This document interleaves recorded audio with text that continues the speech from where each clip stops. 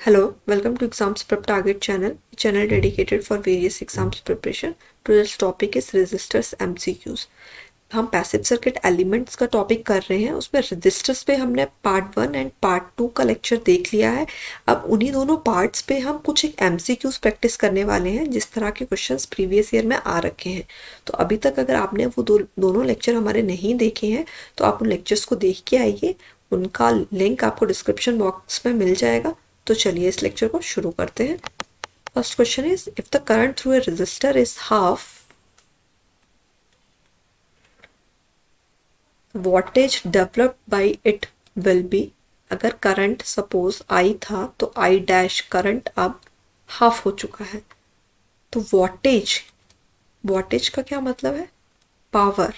Power पे क्या फर्क पड़ने वाला है? वो हाफ रहेगी, 4 टाइम्स हो जाएगी, या 1/4 हो जाएगी, या डबल हो जाएगी। तो पावर का करंट के साथ फॉर्मूला क्या रहता है? पावर का फॉर्मूला है I²R। अगर करंट हाफ हो रहा है तो पावर क्या हो जाएगी? I²R/4। ये प्रीवियस पावर थी, ठीक है। तो नेक्स्ट पी डैश क्या हो गया?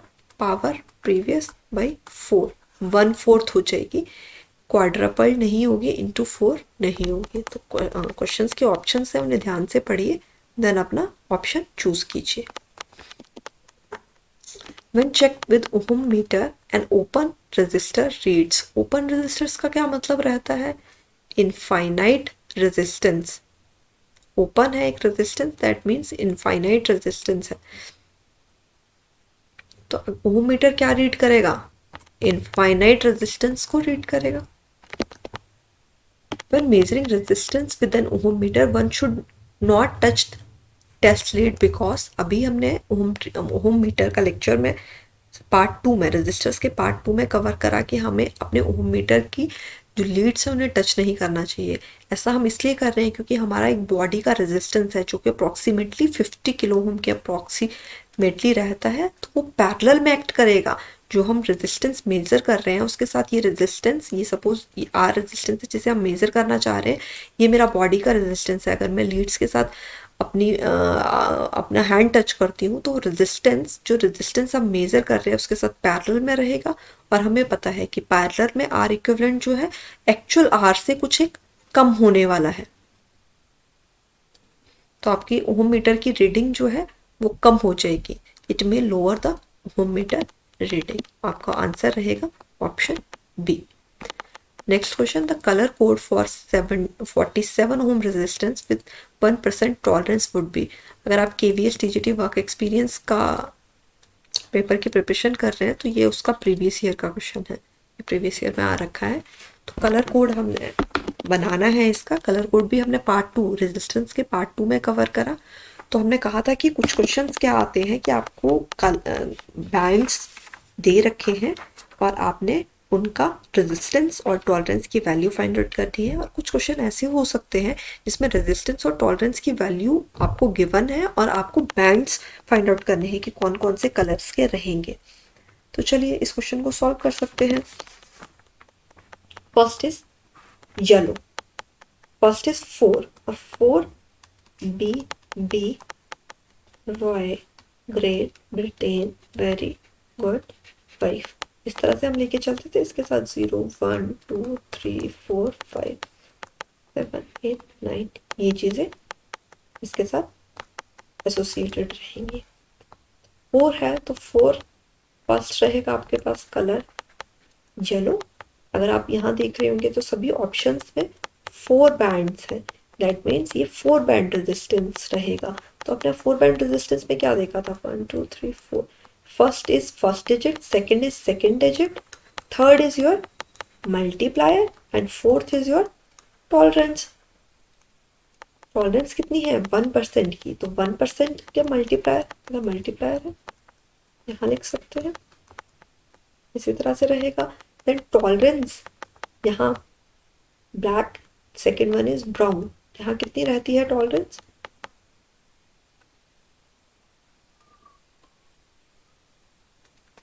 1%, यहाँ 2%, उसी तरह से आप चार्ट देख लेंगे, यहाँ यहाँ और यहाँ कितनी रहती है वो आप देख लेंगे।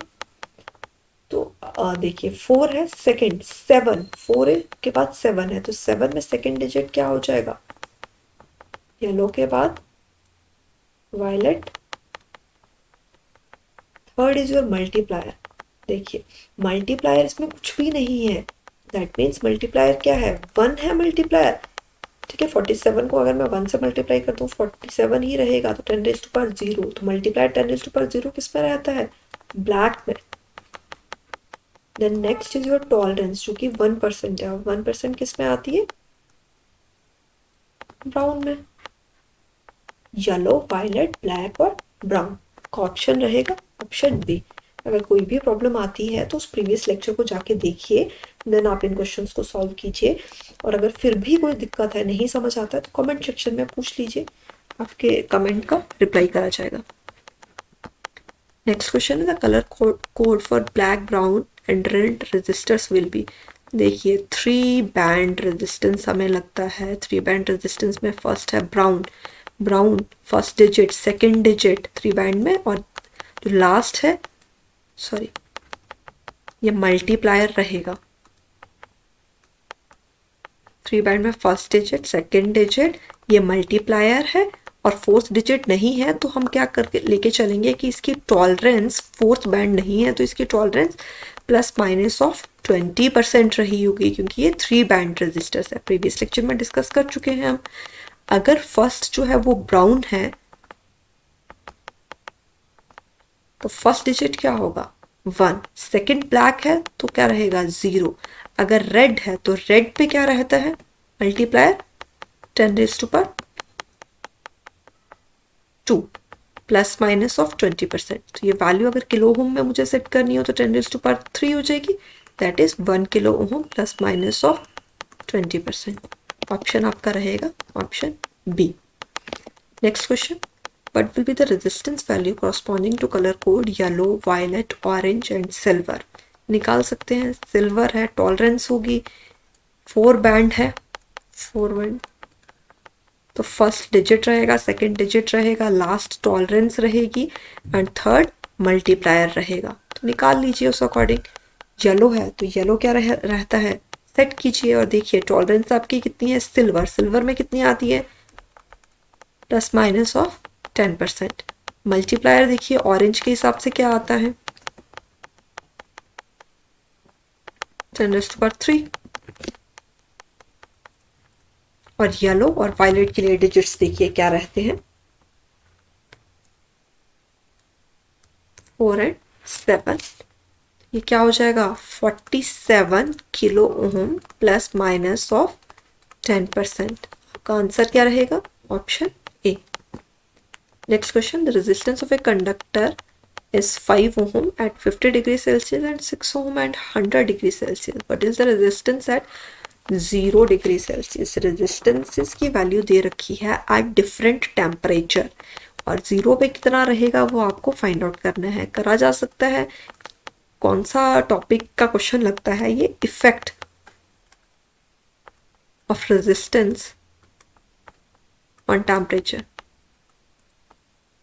Sorry effect of temperature on resistance, जिसमें टेम्परेचर कॉफिशिएंट की हम बात करते हैं। फॉर्मूला क्या रहता है, R T is equal to R naught 1 plus alpha T minus of T naught. इसी में रेजिस्टेंस, इसी फॉर्मूले में, इसी टॉपिक पे हमने कहा था कि जो रेजिस्टेंस की वैल्यू है वो टेम्परेचर के साथ इंक्रीज होती है, रेजिस्टेंस की वैल्यू टेम्परेचर पे डिपेंडेंट है। तो देखिए एक टेम्परेचर पे रेजिस्टेंस की वैल्यू दे दी, दूसरे टेम्परेचर पे रेजिस्टेंस की वैल्यू दे दी, और एक टेम्परेचर पे 0 डिग्री सेल्सियस पे रेजिस्टेंस की वैल्यू फाइंड आउट करने को कहा। अभी जो अल्फा है टेम्परेचर कॉफिशिएंट ये गिवन नहीं है, तो ये हमें फाइंड आउट करना पड़ेगा जो भी इंफॉर्मेशन हमें क्वेश्चन में दे रखी है उससे। तो देखिए इससे मैं आर नॉट मान लूँगी तो ये टेम्परेचर टी नॉट हो जाएगा, और अगर मैं इसे आर टी मान लूँ तो ये टेम्परेचर टी हो जाएगा। तो इन वैल्यूज़ को इस इक्वेशन में पुट कीजिए, अल्फा की वैल्यू फाइंड आउट कीजिए, फिर 0 डिग्री के लिए इस इक्वेशन को सेट कीजिए और आंसर आपके पास आ जाएगा। तो देखिए आर टी की वैल्यू मैंने 6 ली है, आर नॉट की वैल्यू मैंने 5 ली है, 1 प्लस अल्फा मुझे फाइंड आउट करना है। टेम्परेचर T है 100 डिग्री और T नॉट है 50 डिग्री। इसमें कोई प्रॉब्लम नहीं है, आप इसे अपोजिट भी मान सकते थे, पर जिस टेम्परेचर पे अगर इसे मैं T मानती तो RT में इसे मानती, तो उस अकॉर्डिंग आपकी ये इक्वेशन बन जाएगी। आंसर दोनों के केसेस में सेम आने वाला है। तो यहाँ से आप अल्फा फाइंड आउट कर सकते हैं। देखिए क्या आता है अल्फा, सही से कैलकुलेशन करेंगे तो अल्फा आपका 1/250 आने वाला है। अब आपको 0 डिग्री पे फाइंड आउट करना है। तो सपोज 0 डिग्री पे टेम्परेचर RT आएगा और ये टेम्परेचर T है, तो ये फॉर्मूला लगाया जा सकता है। तो RT आपको फाइंड आउट करना है, R नॉट प्रीवियस वाला यूज करा जा सकता है 5, क्योंकि रेजिस्टेंस तो सेम ही है, रजिस्टर तो सेम ही है, उसकी रेजिस्टेंस चेंज हो रही है टेम्परेचर के साथ। तो अल्फा भी क्या लिया जा सकता है, जो आपने अभी फाइंड आउट करा 1/250। आप देखिए ध्यान से, यहाँ T minus of T not है, तो अब T क्या हो चुका है 0 डिग्री और T नॉट क्या है 50 डिग्री। तो ध्यान से कैलकुलेशन कीजिएगा, यहाँ माइनस का साइन है तो यहाँ माइनस आएगा और उस अकॉर्डिंग आपकी कैलकुलेशन चेंज होने वाली है।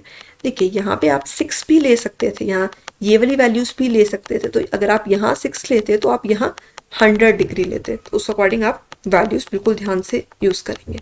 तो RT आप इसे कैलकुलेशन कर लेंगे और फाइंड आउट करेंगे, तो आपके RT की वैल्यू रहेगी 4 ओम। आंसर रहेगा option D. Next question, the specific resistance of a metallic conductor dash with rise in temperature. Specific resistance ohm और resistivity टेम्परेचर के साथ कैसे चेंज होगी। हमने कहा है कि जो resistivity है टेम्परेचर पे डिपेंड करती है और मैन्युफैक्चरिंग प्रोसेस पे डिपेंड करती है। बेसिक कंसेप्ट में भी हम ये चीज़ें देख चुके हैं। तो देखिए, अगर रेजिस्टेंस की वैल्यू टेम्परेचर के इंक्रीज होने पे अगर इंक्रीज हो जाती है, दैट मीन्स रेजिस्टिविटी की वैल्यू भी आपकी इंक्रीज होगी। प्रोपोर्शनल है ये दोनों वैल्यूज। ऑप्शन रहेगा ऑप्शन ए। नेक्स्ट क्वेश्चन है, temperature of a metallic resistor is increase the product of resistivity and conductivity. देखिए, रेजिस्टिविटी और कंडक्टिविटी का प्रोडक्ट में क्या हो जाएगा अगर टेम्परेचर चेंज हो रहा है। हमने अभी देखा कि टेम्परेचर का रिलेशन रेजिस्टिविटी के साथ डायरेक्ट रिलेशन है। अगर टेम्परेचर इंक्रीज हो रहा है तो रेजिस्टिविटी इंक्रीज हो रही है।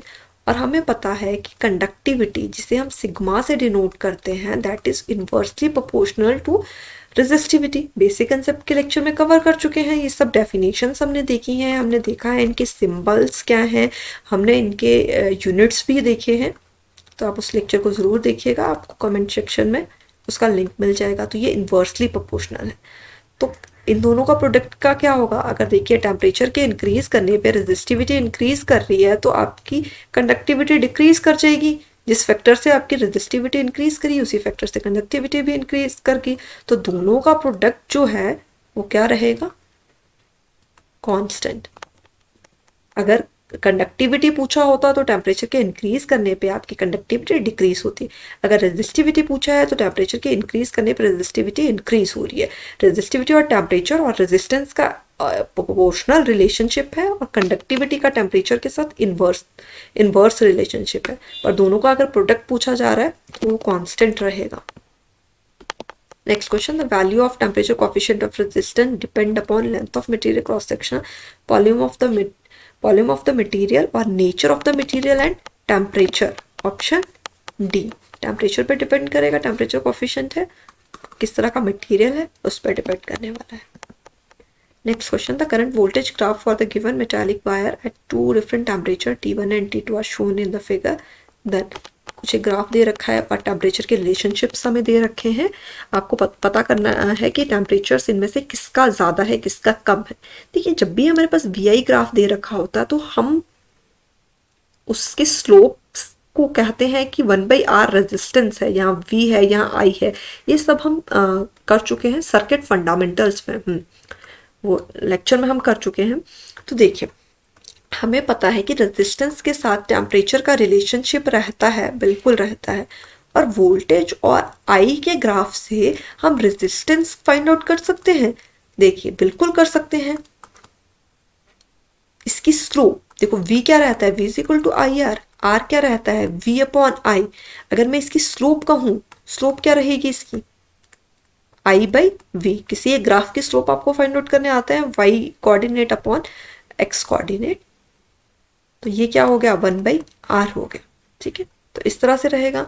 तो देखिए हमें पता है कि अगर रेजिस्टेंस की वैल्यू टेम्परेचर के साथ डायरेक्टली कनेक्टेड है और रेजिस्टेंस की वैल्यू हम यहाँ से फाइंड आउट कर सकते हैं, तो हम क्या कहेंगे। देखिए अगर मैं कहूँ कि एक पर्टिकुलर वोल्टेज पे दो ग्राफ्स में करंट की वैल्यू, सपोज ये T2 है, तो यहाँ जो करंट की वैल्यू आ रही है उसे मैं I1 ले लूँ, और यहाँ जो करंट की वैल्यू आ रही है नहीं, हाँ इसके साथ मैं I2 लूँगी क्योंकि ये इस ग्राफ की वैल्यू है, और यहाँ I1 लूँगी। तो एक पर्टिकुलर वोल्टेज मैंने सेम रख ली, करंट की वैल्यू क्या आ गई, एक में I1 आ गई, एक में I2 आ गई। अगर मुझे रिलेशन इन दोनों में बनाना हो कि कौन किससे ज़्यादा है, तो देखिए यहाँ पे 0 है, 1 है, 2 है, 3 इस तरह से रहा होगा, तो I1 is greater than I2। ऐसा है क्या? बिल्कुल है। और इसका रिलेशनशिप टेम्परेचर के साथ कैसे फाइंड आउट कर सकते हैं? इसका रिलेशनशिप हमें रेजिस्टेंस के साथ पता है। Resistance is inversely proportional to current. That means resistance जो रहेगा R1 का वो R2 से कम रहा होगा, क्योंकि करंट ज़्यादा है और ये इन्वर्सल रिलेशनशिप है। और टेम्परेचर के साथ अगर रिलेशनशिप हमें देखना है, तो टेम्परेचर का डायरेक्ट रिलेशनशिप है रेजिस्टेंस के साथ। टेम्परेचर जैसे जैसे इंक्रीज होता है रेजिस्टेंस इंक्रीज होता है। दैट मीन्स आपका T2 will be greater than T1। Option रहेगा ऑप्शन ए। इसे आप किस तरह से फाइंड आउट करा आपने, एक पर्टिकुलर वैल्यू आपने ले ली वोल्टेज की। अगर वैसा आपको नहीं करना है, अगर आपको एक वैल्यू लेनी है करंट की, सपोज एक मैं करंट की वैल्यू पे चली और यहाँ मेरे पास दो ग्राफ्स में